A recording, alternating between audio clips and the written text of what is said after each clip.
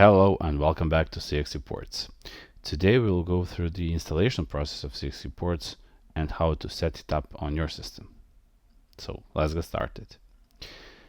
CxReports is a Dockerized application, which means that you will need Docker installed in your system, and if you don't have it, you can download it from docker.com.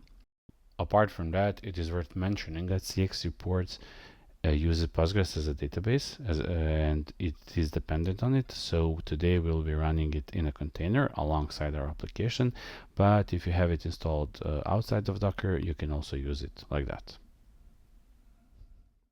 So we will start on our website, where you can find under resources, you can find documentation.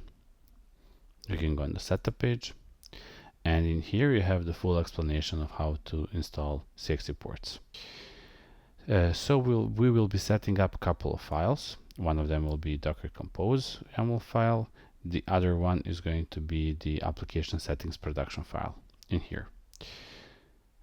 So let's get started. I have a directory here set up, CxReport tutorials. So inside of here, I will create a new file, and I'm going to call it Docker Compose YAML. And I will paste the entire configuration from here. So you can see under services, we have an app which is pulling the latest Codex CxReports image. It depends on database, which is right here. We are mapping volumes, so we have a logs folder outside, which is mapping the internally app logs folder. And under instructions, you can find in the next stage that we should create a new folder named logs in the root directory. So we will do that now. Logs. So this will store our logs locally in the system. We are mapping ports. So our CxReports runs internally on 8080 port, and externally we would like to use something else. So I would say 1759. I think this is available. We have secrets. So we are mapping secrets internally to application settings production file, and we are mapping it from app settings secret, which is right here. So we are looking for the app settings production file. So we'll create that file as well. And we can copy the content of that file from here. Now it's worth mentioning that you should replace all of these values with your own.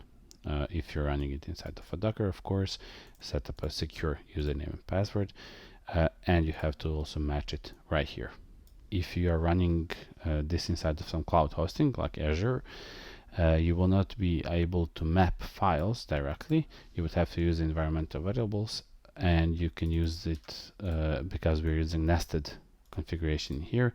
You can use, let's say, connection settings __ database, and then the actual value of the secret. So this would be the environmental variable, which is equivalent to this key here. So you can set up all the other keys as well. So we have now set up the application production file. We have a Docker Compose file.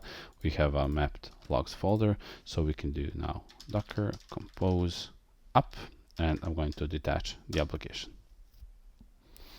Now this is going to throw me an error, which says that I don't have the correct platform, and this is because I'm running on the macOS platform. If you're doing this on Windows or Linux, you should be fine. If you're running it on macOS with the ARM architecture, you can always just add platform in here and add AMD 64 as a value. So you can now start it up again. This process can take some time for the first time because it is downloading the entire image from the server.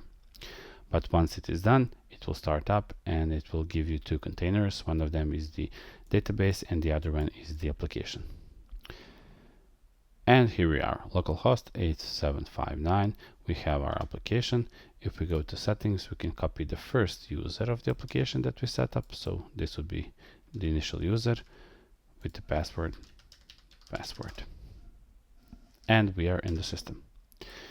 You can see in here that we do not own a license at the moment. You can enter a free key, and how you acquire this key is you can go to our website, you can go to get started form, you can fill the information. Important is to fill correct email, and you can check the I want a free license self-hosting option. Once you submit this, you will automatically receive a product key in your email, which you can activate in here. If you go through our documentation, you can find the last two options in the setup page are PathBase and SMTP configuration. These are used if you do decide to host this application in a subdomain or a subroute of your domain. So in case you do your main domain.com/reports, in this case you need to set up the PathBase in the configuration files or environmental variables to let know the application under which route it is hosted.